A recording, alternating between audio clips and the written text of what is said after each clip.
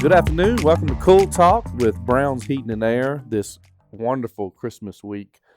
Hope y'all have enjoyed the episodes that we have released so far. I want to thank everyone who has downloaded them. We've been getting a lot of good hits, a lot of good downloads on them. So I appreciate everybody who's been following it. And I think 2021 is going to be a great year for this podcast. I'm going to kind of go through, this is the last podcast for the year. So this is going to kind of be a Brown's Heating and Air.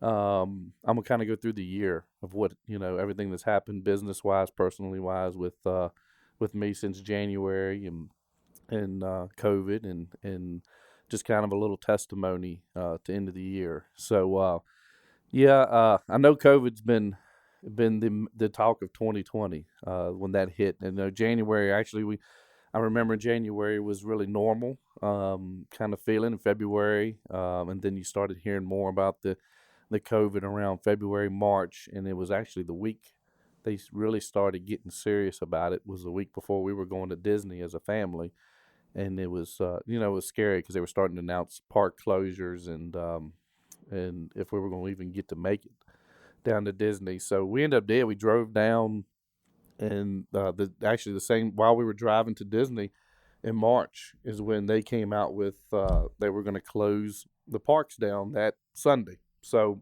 we got there Friday. We got to spend the last day at SeaWorld before they closed that first time when the nation shut down, and then the last day at Magic Kingdom and they shut down. Got to see the last fireworks show, and then we just it was me, my wife, my two boys, her parents, Granny, and aunt. So the rest of the week we actually just stayed at the house we had rented and swam in the indoor pool and kind of stayed away because everything was at this time was so new. This was the time where now the grocery stores were getting slammed. There was no products, no paper towel and toilet paper. So we had no idea what was going to happen. We're in Florida. We're trying to enjoy a vacation. We really couldn't go out to eat because it was at the beginning. We couldn't go out and shop. We were able to do putt-putt one night. That was outside. So this was the very beginning of the year.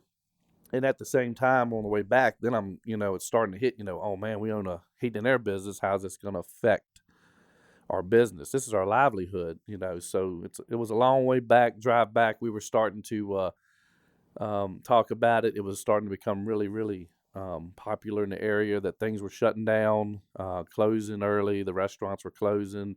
People were staying home and having to work from home. So on the way back, me and my wife talked about it, and we actually at the time posted we were essential, so we were doing emergency calls, but we were having to cancel a lot of cleanings and maintenance. But we did offer for March and April, we offered a free emergency diagnostic. We knew a lot of people were missing work, not getting the unemployment thing yet, and so we offered as at Brown's Heating and Air March and April free emergency trip fees, which is normally about $79, $89 to come out and diagnose your system. So for them 2 months, we offer everybody across the board 2 months. If it breaks down, call us. We're not going to charge you to come out, at least diagnose and give you some options, and then you can go from there. So that kept us busy for a while. Went really well. I think around April, when it started really shutting down and they were announcing school closings and stuff, we were really starting to see the effects on the construction side. Things were getting back ordered, jobs were getting canceled, and you really start to worry about that. You've got 20 employees you're trying to take care of. All the employees have families. They all have bills. We ended up having 6 of the 20 having to be laid off for about 6-8 weeks. At the time, we're scrambling trying to get the PPP loan that gives us the payroll to keep them on that are there so they're getting paid. That finally came through, right around May, June. And of course, that was the good time for heating and air because right around June, you're getting the heat wave starting. So it actually, got us right into the heat season or the air conditioned season, I'd say, for the heat around here in the outside. But it got us to the air conditioned season to where it started picking up.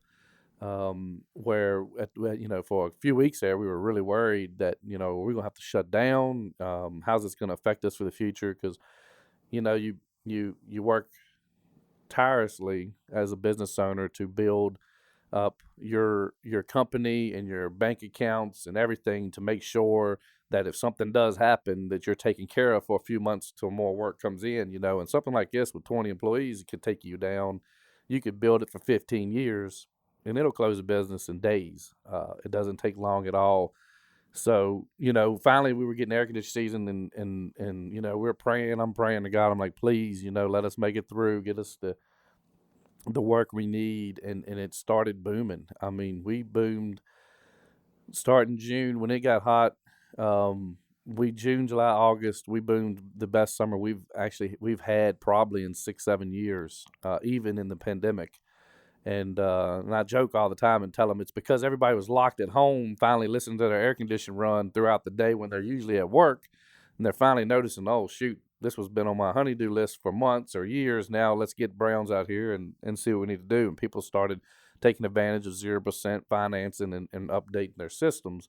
So we started booming. The building market started catching up, finally getting some materials in. Equipment was finally coming in, and we were booming. We're getting through the summer and fall, and actually now Christmas we're still staying booked 2 to 3 weeks out, which is amazing. It's been the best heating and air year we've ever had. Personally, then school's been out, so the kids have been learning online, and I know a lot of you on here that's listening. Everybody's been affected by that have kids somehow or another with school, and I know it's been stressful, and that's a daily prayer I have, is for for parents that are going through this, that the kids can still learn, and hopefully soon get back to a new daily routine that's normal. Changing routines on kids like that is hard to do, and them to adapt. So this Christmas, that's I know everybody's enjoying some more time probably at home, and I hope that we all take that time we're getting and enjoy it and covet it. So I don't know how long that'll last or when we'll be back to normal, but hopefully we can enjoy this season with our family and friends, even though we can't get together in big groups, but with the ones we do get together with. So business boomed, and we still booming, which is we've been blessed more than I deserve. Thank God daily that what He's given us and what He's provided for us. So the year went on, and September was really busy, and kept getting through October and now November, and like I said, Christmas we're still busy and booked until January. So we've been blessed. And then personally, and then I don't know if if anybody's friends with me on Facebook or following the podcast. Back in November, I went to just my normal physical. Nothing wrong. Been healthy 39 years. Never had an issue. And it just happened the day I went. I probably had some kind of a sinus thing going on as well, and one side of inside of my throat was swollen real bad. And the doctor was like, "Man, something's going on." And I'm like, "What are you talking about?" He's like, "Well, it's like it's swollen real bad on one side, and it's like a mass. Could be just infection. I don't know. We're gonna refer you to an ENT. Let him look at it, because they deal with that more specialty. So of course now, even though it could be just a normal sickness, you just get everything hits you. Lord have mercy. Didn't even know it was any issues. Didn't even know that was swollen really, but it was, and once I really paid attention to it. So we went to the Blue Ridge ENT here in Lynchburg, and he ordered a head CT with some dye and run it through, and you're in there and you're waiting, and he comes back and he's like, "Man, you got like a tumor in there." Like, a tumor? He said, "Yeah, the CT showed it, and it's a little smaller than a golf ball." And I was like, "Man, you're kidding me. There's no way something in my mouth between my throat and my teeth is in there that size, and I know nothing about it." He said, "Well," he said, "it happens." He said, "We see them a lot. It could be several things." So, at this point in time, I'm freaking out because COVID restrictions never bothered me. Mask, being kept at home, not being able to work, never really bothered me until you're in a doctor's office and your wife or your mom or dad cannot be sitting there beside you, when a doctor comes in and says, "Hey, something's wrong." You feel like you're on an island. My wife didn't even go with me because there's, at this time, because at the point we were thinking just, an allergy medicine or some kind of antibiotic will be good. But either way, when we called and they're like, make sure, nobody comes with you. So, I mean, you're sitting there in the doctor's office and they walk in and he tells you that, and you're like, your heart just hits the floor. You just draw a blank. You're freaking out. And then now it becomes real that these restrictions and the people have to deal with in hospitals and doctors, worse than this, without family and loved ones by their side, you know what they're going through. And it was very scary. The doctor and nurse were great. So they did a lot of, at that time, after he said that, he did a couple biopsies. He said, well, you're going to come back next week. We'll go over them and, go from there. Don't freak out, right now. So we come back in a week, and of course you're back the second time. And this time, he allowed. I'm like, all right, well, if I'm coming back, we're going to read biopsies. We're going to, my wife's going to be part of this, And he's like, yeah, she can come in. So we go to this appointment, and then he comes in. Well, that biopsy was inconclusive. Really didn't show anything on the outside. So we're going to do a needle one. So like, oh Lord, I hate needles. That's the one reason I don't go to the doctor like I should. Or I've been going, but I hate going because of needles. I could stick people all the time when I was on the fire department and help start IVs and do medicines. But you get near me with a needle and I'm running. So I get in there, I get in this chair. They stick this long camera tube up your nose, down your throat, and get this long needle, about a foot long, it looks like, and they go in your throat into the, I guess exactly where he notices where the tumor is on the scan, and they take 3 or 4 samples, and at this time we're sitting there, he's talking, he's like, look, I'm just, I'm a doctor, I've been a doctor a long time, I'm just gonna be honest with you, it's one of 4 things, 3 of them are cancer and one of them is not. And then you're like, oh God, why 20, only I've got a 1 out of 4 chance that this thing is not cancer. And he's going over each one of them. Each of them have a plan, but it's still, very uncertain of different things. And you just fear the worst. He's like, well, now you got to come back in another week. We got to get these biopsies sent off. And I'm like, so gosh, well, another week. It's the 3rd week between my initial appointment and this one that I've really no answers. So you can imagine, if you got kids or even loved ones, what's going through your mind. You're not sleeping. It's 3 weeks of no sleep. It's 3 weeks of no food. All you're worried about is what's going to come on that next appointment. So eventually, actually, he didn't make an appointment. He just said, we'll call you. We're gonna set up I'm gonna go ahead and set up all these other appointments for you. I'm gonna set you up appointments with this doctor. If we need to change them, we will. I mean, he was really not determined, but what he was seeing in his experience, he was really leaning towards one of the 2 cancers out of the 3, and not really even the benign one. So I was preparing for that. I'm making appointments. They called me about 3 days later, and she said, well, everything came back benign. I'm like, oh my God, that was the best call you could ever have. But it's still, you have to go to UVA, need to see a specialist and get a surgery set up. So that's in the process of where we're at right now, that I go back next week. This is, and we're probably looking at sometime in January, doing a surgery to get it out. So we've been to a couple appointments at UVA already, meeting a really good surgeon who's one of the top in the area, for that head and neck, and waiting to get the last meeting with him, go over results and see what the final surgery plan will be. So hopefully it's just the surgery in and out, couple days, and back home and rest. But as of now, everything looks good. The benign part was the best news. And then as I'm going through this 3 weeks, and as we've been going through COVID, a lot of times in life, as soon as something negative happens or something goes wrong, most people just they go, first thing they do is you want to blame God, or you want to blame your faith. Why would he do this to me? Why would he put me through this? I never once blamed him. I've always prayed about it. And it's actually a miracle that the way it was found, because initially I was supposed to go to my physical in September. That's my birthday. I go once a year. Something happened in September. I have no idea why, and I scheduled it for November. So I happened to come in November, and that's when he found it. And even the doctor called me. That doctor called me 3 weeks after we got all this to this part of UVA, and he said, "Are you a man of faith?" And I said, "Yes, sir." He said, "Well, I can believe it." He said, "Because one, if you would have came in September and didn't have that like kind of a sinus infection, I would have never seen it." He said we would have probably went another year, and it could have been even bigger and a more serious problem. He said, and you come in November, the day I had a student helping me who, and I'll be honest with you, he said, with COVID, I really haven't been getting really close to people's mouths and throats and stuff unless they had an issue. He said, and your blood work was perfect and everything was so good.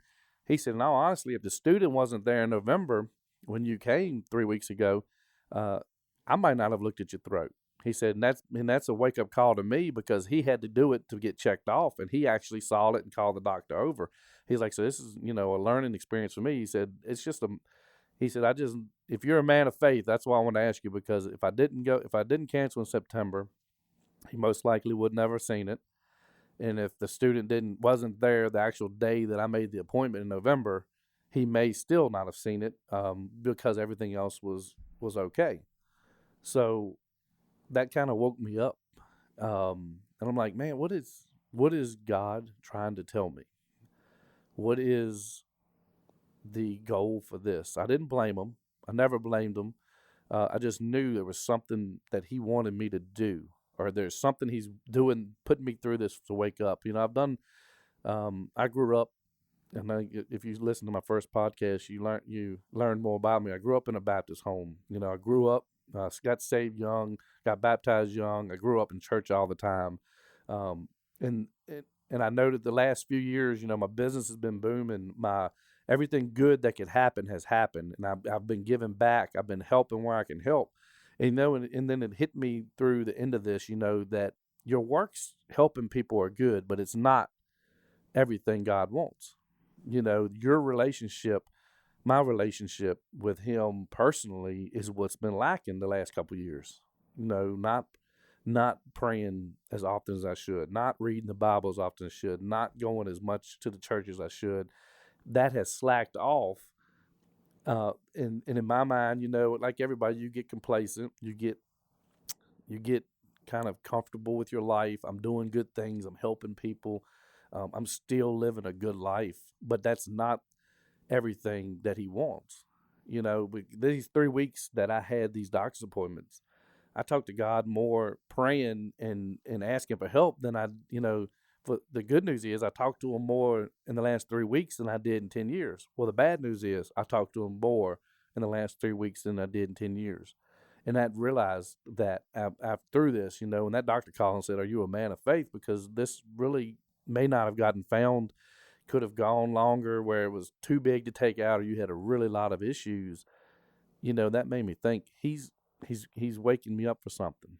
And what is it? So I'm building a lot of ideas, and ever since then I've gotten my Bible app back on my phone, doing daily devotions. I've been more consistent on prayer and concentrating on trying to figure out what he really wants me to do once this is fixed. Because he's got a plan, and that's going to be what I've got to figure out.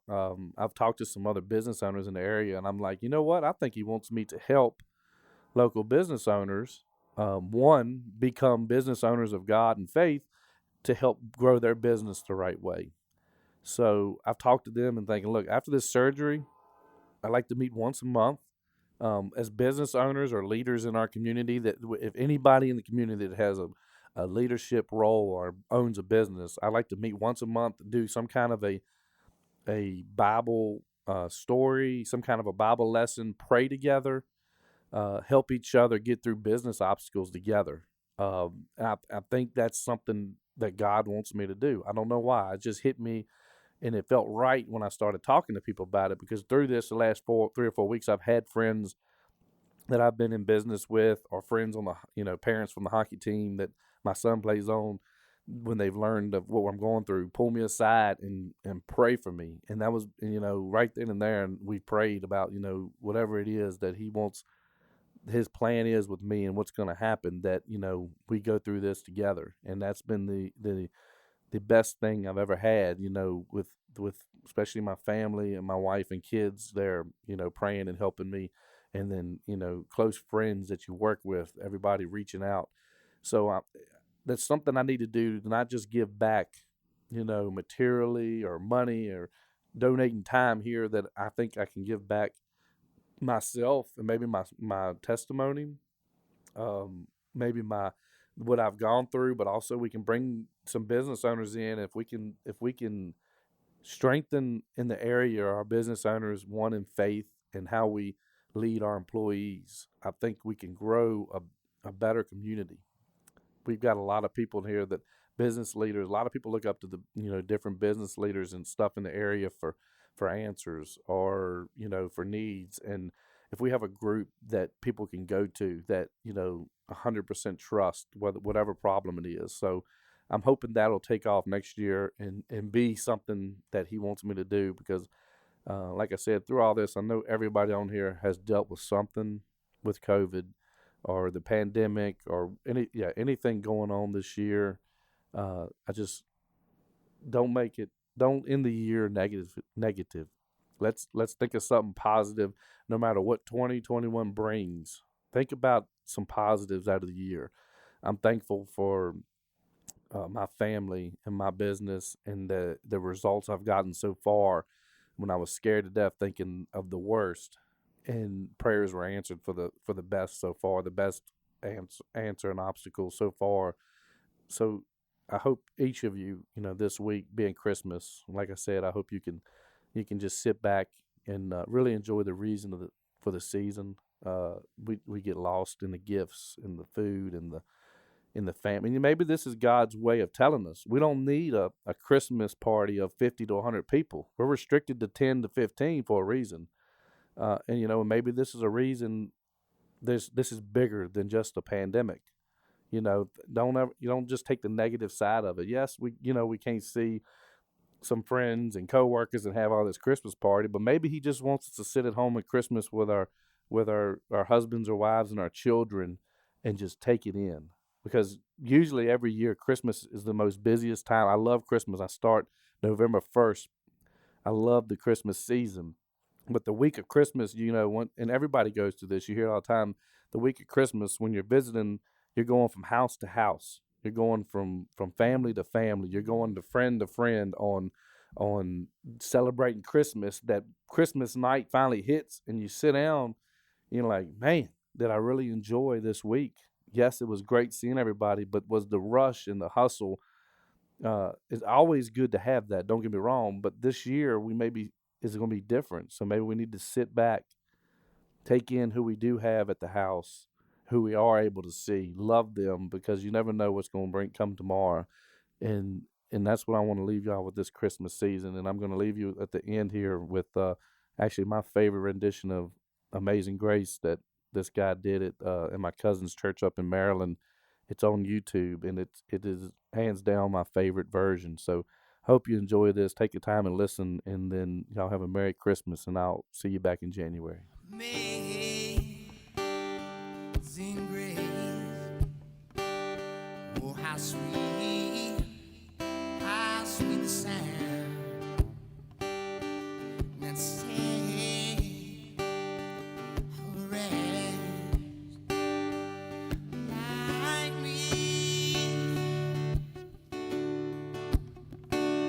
Oh, I